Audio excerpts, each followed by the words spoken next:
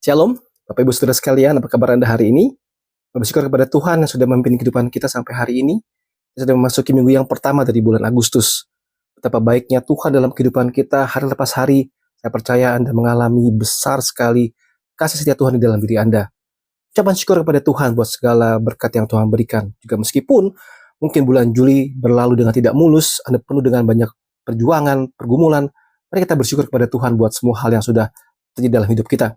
Selamat datang dan bergabung, mendengarkan lagi pelayanan renungan firman Tuhan dari His Partner Channel Ministry.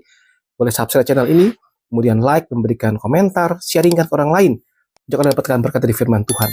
Saudaraku, Matius 5 ayat 13 sampai 16 berkata begini, kamu adalah garam dunia. Jika garam itu menjadi tawar, dan apakah ia diasinkan? Tidak ada lagi gunanya selain dibuang dan diinjak orang. Kamu adalah terang dunia. Kota yang terletak di atas gunung tidak mungkin tersembunyi. Dia pun orang tidak menyalakan pelita itu, lalu meletakkannya di bawah gantang, melainkan di atas kekidian, sehingga menerangi semua orang di dalam rumah itu. Demikian hendaknya terangmu bercahaya di depan orang, supaya mereka melihat perbuatanmu yang baik, dan memuliakan Bapamu yang di sorga. Demikian firman Tuhan. Mari kita berdoa terlebih dahulu.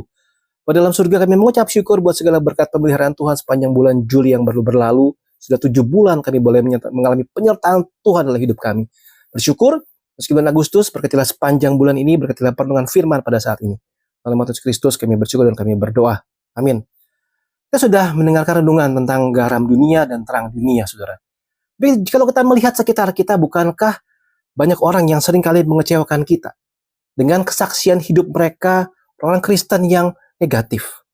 Orang Kristen yang katakanlah mereka ke gereja rajin ibadah, rajin memuji nama Tuhan, tetapi kehidupan di luar gereja, mereka selingkuh, mereka berzina, mereka berjudi, mereka menipu, dan banyak hal lain lagi. Yang paling menyesakkan hati kita adalah waktu kita mendengar orang yang berkata begini, saya percayakan uang saya kepada dia karena saya pikir dia orang Kristen. Dia punya komunitas yang baik sebagai orang Kristen. Ternyata dia bawa lari duit saya. Yang mengatakan adalah orang yang non-Kristen. Sangat menyesakkan hati sekali. Bagaimana jika garam kehilangan rasa asin? Bagaimana kalau terang sudah redup kehilangan cahaya? Bagaimana kita menyikapinya? Bukankah kita sering kali jadi kecewa, marah, di batu sandungan, orang tidak mau lagi ke gereja dan sebagainya. Saudara, mengapa itu bisa terjadi, saudara? Berapa hal yang bisa kita renungkan? Pertama adalah begini. Karena manusia itu, meskipun orang Kristen, tetap manusia berdosa. Sekalipun mengaku orang Kristen. 1 Yohanes 1:8, kita berkata bahwa kita tidak berdosa, maka kita menipu diri kita sendiri dan kebenaran tidak di dalam kita. Saudara, faktanya adalah gini. Orang Kristen itu bukan orang sempurna. Dengan orang yang diampuni dan sedang bertumbuh. Dalam proses itu, sungguh-sungguh banyak sekali orang-orang yang akhirnya jatuh ke dalam dosa. Mereka tidak sempurna. Mereka sungguh-sungguh berjuang, tapi seringkali juga terjadi mereka jatuh juga di dalam dosa. Manusia tetap manusia yang berdosa. Lalu yang kedua, iblis itu sang peniru ulung, saudara. Korintus 11 ayat 14-15. Itu tidak usah mengherankan sebab iblis pun menyamar sebagai malaikat terang. Jadi bukankah suatu hal yang ganjil jika pelayan-pelayannya menyamar sebagai pelayan-pelayan kebenaran, saudara, mereka akan setimpal dengan perbuatan mereka. Jadi setan bisa menyamar sebagai malaikat terang, saudara. Termasuk memakai satu topeng kekristenan untuk menyesatkan manusia. Terus saya tidak tahu apakah mungkin orang yang membawa lari duit orang misalnya, orang Kristen mereka punya modus, sudah niat itu dari awal, artinya mereka adalah setan yang menyamar sebagai makhluk terang, atau seperti apa? Karena Yudas, meskipun hidup dekat dengan Tuhan Yesus, tetap dia seseorang yang mencuri uang karena punya motivasi yang lain. Saudara, mengapa terjadi hal seperti itu? Karena pengaruh dunia yang kuat, saudara ya. Matius 13:22, ini yang taburkan di tengah semak duri ialah orang yang mendengar firman itu, lalu kekhawatiran dunia dan tipu daya kekayaan menghimpit firman itu sehingga tidak berbuah. Banyak orang Kristen yang terjebak dalam budaya materialisme, kekuasaan, hawa nafsu, tanpa sungguh-sungguh lahir baru. Mungkin mereka terjebak di dalam judi online.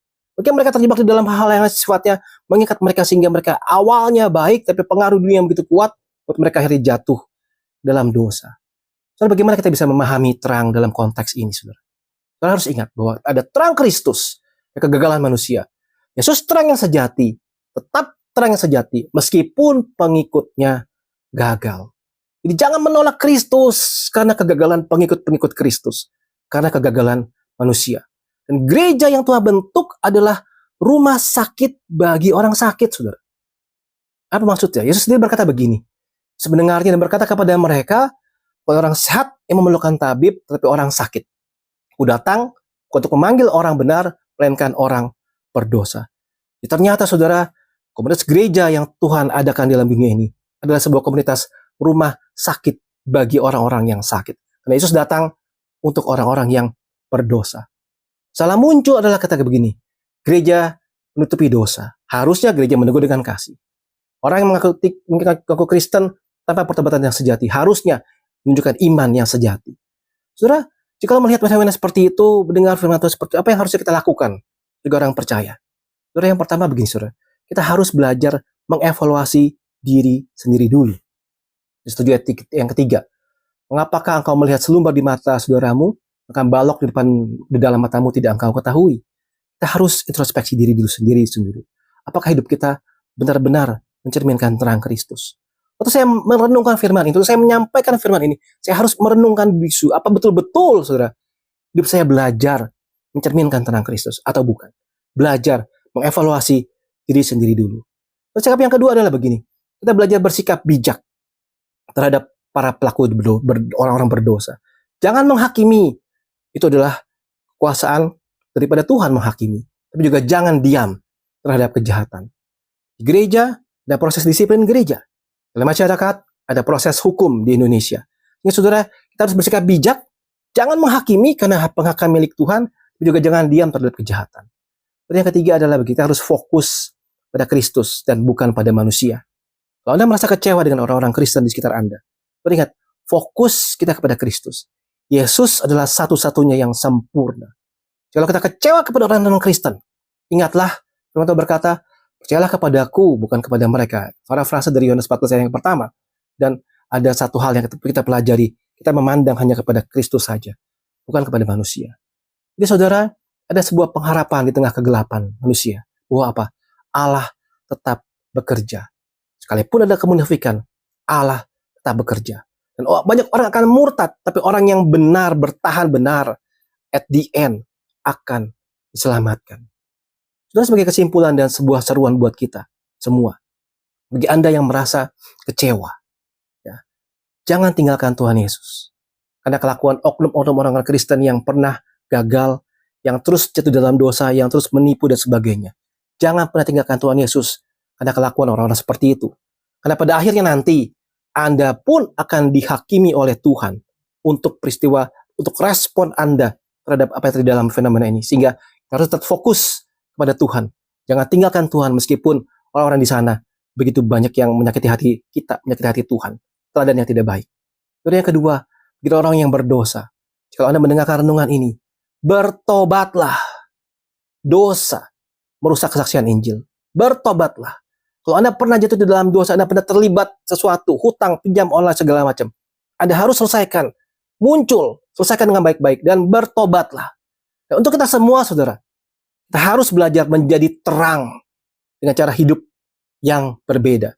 Sehingga dunia melihat Kristus yang sejati melalui hidup kita masing-masing. Saudaraku, sebuah kalimat yang baik sekali di bagian akhir begini berkata, terangmu mungkin kecil di dunia yang gelap ini, tapi itu cukup untuk menuntun seseorang kepada Kristus. Dan itu mengubah segalanya. Saudara, apakah Anda punya terang itu meskipun kecil? Jangan kecewa terhadap manusia yang berdosa. Tetap bersinar meskipun kecil. Itu bisa membawa orang kepada Kristus, mengubah segalanya bagi orang di sekitar kita.